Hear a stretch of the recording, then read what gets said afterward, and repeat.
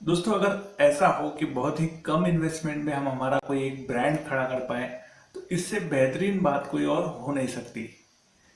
दोस्तों, आज हम बात करने वाले हैं सेलोटेप बिजनेस के बारे में।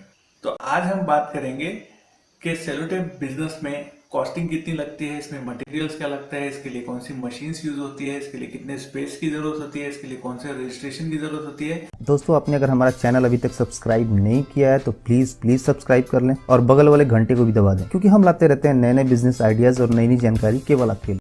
तो आइए दोस्तों, अब हम देखते हैं कि इस बिजनेस को करने के लिए हमें कौन सी मशीन्स की आवश्यकता होती है। इसमें आपको दो तरीके की मशीन्स की आवश्यकता होती है। एक होती है कोर कटिंग मशीन, जो आप देखते हो कि जो टेप के अंदर में एक गत्ता होता है, उस गत्ते में वो पूरा टेप लपेटा होता है। तो उस गत्ते को कटिंग करने के लिए जो मशीन होती है उसे कहते हैं कोर कटिंग मशीन।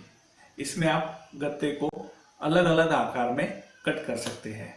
तो इसे खरीदने पर आपको इसमें अलग अलग साइज के जो स्केल्स होती है वो सेट करनी होती है, और वो सेट करने के बाद आप इसे अलग अलग साइज में जैसी भी आपकी ऑर्डर है उसमें आप उसे कट कर सकते हैं।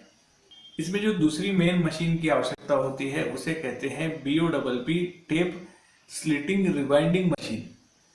ये जो मशीन होती है, इसे जो सेलो टेप होता है वो हमें मार्केट से जो रॉ मटेरियल में मिलता है। तो हम पहली मशीन से जो हमारा गत्ता निकालते हैं उस पर हमें ये टेप जो होती है वो रोल करनी होती है।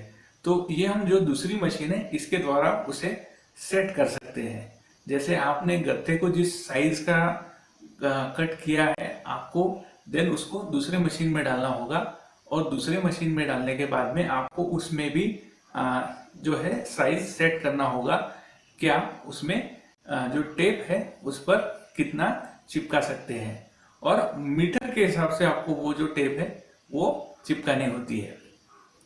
तो आपका जो परचेसिंग होता है वो किलो के हिसाब से होता है, और आपका जो सेलिंग होता है वो मीटर के हिसाब से होता है। तो इसमें जो प्रॉफिट मार्जिन है वो लगभग 50% से तो 70% तक के आपको इसमें प्रॉफिट होता है।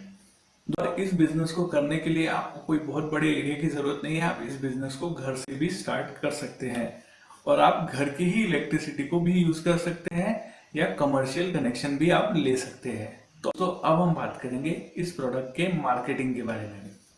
दोस्तों, मार्केटिंग की जो प्रोसेस होती है इस बिजनेस में, जब आप खुद का एक ब्रांड खड़ा करते हैं, जब आपको खुद का प्रोडक्ट बेचना होता है, तो आपको अलग अलग तरीके से इसकी मार्केटिंग करनी होगी।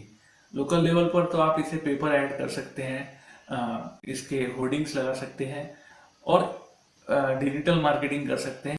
इसके अलावा एक और रास्ता है, आप आपका जो प्रोडक्ट है उसे indiamart.com पर भी रजिस्टर कर सकते हैं, ताकि अगर आपका प्रोडक्ट का रिटेलरशिप अगर किसी को लेना है अदर सिटी में, तो वो भी आपसे वो कांटेक्ट कर सकता है।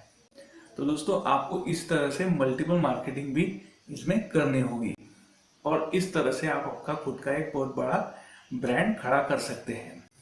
तो दोस्तों, इस पूरे ऑल ओवर बिजनेस में आपकी जो स्ट्रेटेजी है, आपकी जो मार्केटिंग है, वही सबसे ज़्यादा काम आएगी। तो इस बिजनेस के बारे में दोस्तों ये था एक बेसिक आइडिया। तो दोस्तों, फिलहाल के वीडियो में बस इतना ही। हम इसी तरह के इनोवेटिव आइडिया हमेशा लाते रहते हैं, तो हमारे चैनल को ज़रूर सब्सक्राइब कीजिए और बेल आइकन ज़रूर दबाइए। अगर आपको ये वीडियो अच्छा लगा हो तो इसे ज़रूर लाइक कीजिए। तो